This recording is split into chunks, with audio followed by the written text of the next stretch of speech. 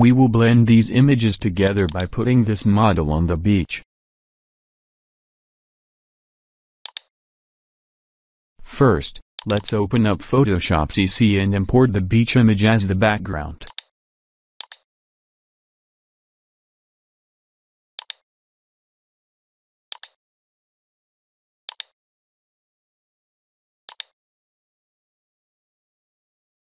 On the right, click the lock icon. Drag the other image onto the imported one.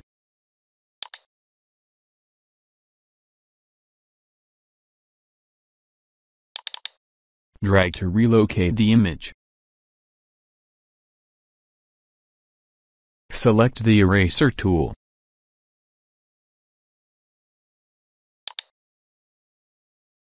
Click the image and press OK.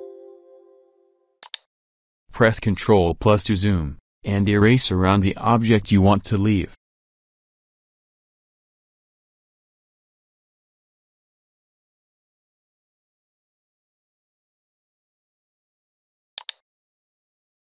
All done.